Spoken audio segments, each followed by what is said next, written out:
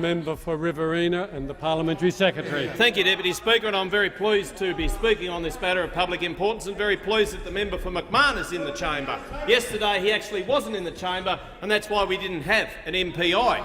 And we saw the unedifying spectacle of the Leader of Opposition Business coming to the dispatch box and begging, pleading, cajoling the Speaker to say, look, could you please just let the member for McMahon in the chamber? I know he's been punted under Section 94A, but can you please let him into the chamber so he can just lead our debate on MPI? Obviously nobody else over that side was good enough because the member for Watson pulled a plug on the MPI yesterday.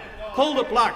It was a little bit like, it reminded me a little bit like Cameron Smith of Queensland or New South Wales Paul Gallen begging Shane Hayne and saying, look, I know you've sinned in them, but can you just please let our star players back on the field because we need help in the state of origin. Labor certainly needs help. Labor certainly needs help. They are under a state of denial about the September 7 election result last year. They are in a state of denial that the people spoke and said that they didn't want a carbon tax. And it took vote after vote after vote. They clung to like a desperate person to a life raft. They wanted the carbon tax restored. They didn't want it repealed. But today in the Senate has prevailed. 39 votes to 32, and the carbon tax is gone. The carbon tax is gone. And we went to the last election with a plan. We heard the member for Moncrief say that the other side has no plan.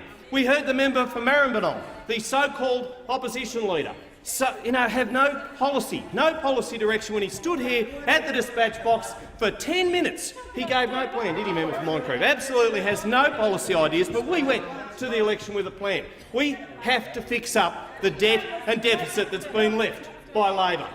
The previous government turned nearly $50 billion in the bank into projected net debt of more than $200 billion. Labor's legacy, listen to this, Labor members who are screeching and crying over there, Labor's legacy to Australia is 200,000 more unemployed, 200,000 on the jobless queues.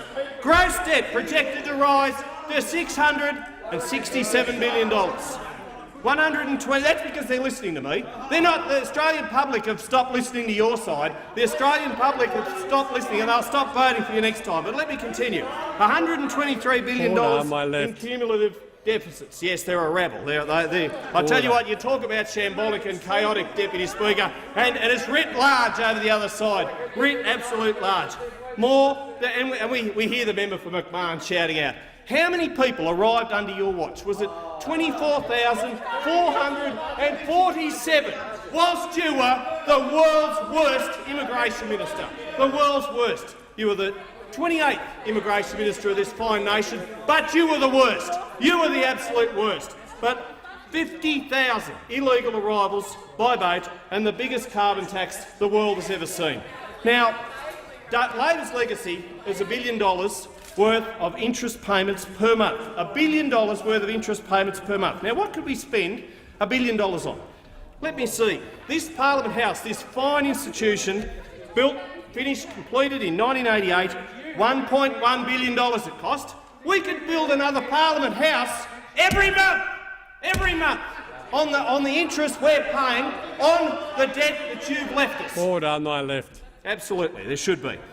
The Tarcutta bypass, $290 million, finished in 2011. Last year, the Holbrook bypass, $247 million it cost for 9.5 kilometres, and that finished the duplication of the Hume Highway. A great project. Who opened that project? Who turned the first sod? It was none other than Julia Gillard, none other than the former Prime Minister. And what happened just 4 short days later? She went the same way that Kevin Rudd went. She went because of the carbon tax. She was stabbed in the back by a chaotic government, stabbed in the back by her supposed colleagues.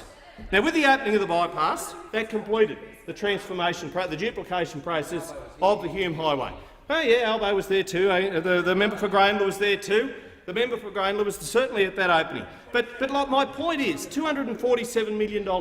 That's just a quarter of what we're paying in interest per month now. Just a quarter. It's a disgrace. The Snowy Mountains hydroelectricity and electricity scheme completed in 1972, cost only $820 million. Order, my left. Think of everything that we could be spending. Member for All that Blair. money that we could be spending, that we're sending 70% of it overseas. It is Order, an absolute order, disgrace. my left. The Labor Order, government, my the left. Labor The member opposition for is an Riverina's absolute time's disgrace. expired.